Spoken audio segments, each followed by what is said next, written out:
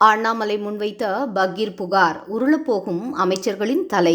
பாரத பிரதமர் மோடி எப்போதும் ஊழலுக்கு எதிரான கடுமையான பிரச்சாரத்தை முன்வைப்பாரு. அகில இந்திய அளவில் அவர் முன்னெடுக்கும் ஊழலுக்கு எதிரான பிரச்சாரத்தை தமிழக அளவில் ஆக்ரோஷமாக முன்னெடுத்து செல்வது என்றால் அது தமிழக பாஜக தலைவர் அண்ணாமலை தான்.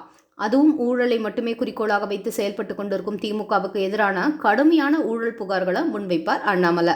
அதுவும் அவர் முன்வைக்கும் ஊழல் புகார்கள் சாதாரணமாக ஒவ்வொருவரும் கடந்து போக முடியாது. இதுவரை அவர் வெளியிட்டுள்ள திமுக ஃபைல்ஸ் பாகம் 1 மற்றும் 2 அதை எல்லாமே தமிழக அரசியல் களத்தில் மிகப்பெரிய அதிர்வை ஏற்படுத்தியது அப்படின்னு சொல்லலாம். இப்போது ஒவ்வொரு துறை வாரியாக அமைச்சர்களுக்கு பெரும் குடைச்சலை கொடுத்து கொண்டிருக்காரு அண்ணாமலை. அந்த லிஸ்ட்ல லேட்டஸ்டா சிக்கி இருப்பவர் போக்குவரத்து துறை அமைச்சர் சிவசங்கர். நெடுஞ்சாலைகளில் ஹோட்டல் உணவகங்களில் அரசு பேருந்துகள் நிற்பதற்கு பெரும் தொகை லஞ்சமாக கைமாறி இருப்பதாக அண்ணாமலை பகீர் குற்றச்சாட்டை கிளப்புறாரு. அதோடு நில்லாமல் இதை எதிர்த்த ஹோட்டல்களின் உரிமங்களையும் அமைச்சர் ரத்து செய்துள்ளதாக அடுத்த குண்டையும் தூக்கி வீசுறாரு.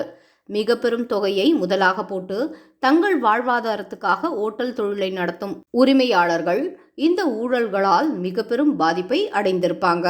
அவங்களுக்கு இப்போது ஒரே நம்பிக்கையாக ஆதரவாக நிற்பது அண்ணாமலை மட்டும்தான். திமுக ஆட்சிக்கு வந்த நாளிலிருந்து இப்படியெல்லாம் விதவிதமாக டிசைனாக மக்களிடமிருந்து சுரண்டலாம் என்ற எண்ணத்தோடு தான் ஆட்சி செஞ்சு கொண்டிருக்கு. ஆனா ஒவ்வொரு ஊழலையும் ஆதாரத்தோடு வெளிக்கொண்டு வந்து மக்கள் கிட்ட போட்டு உடைக்கிறாரு அண்ணாமலை. திமுகவின் அராஜக அரசுக்கு எதிராக அண்ணாமலையின் மக்கள் போராட்டம் தொடரும்.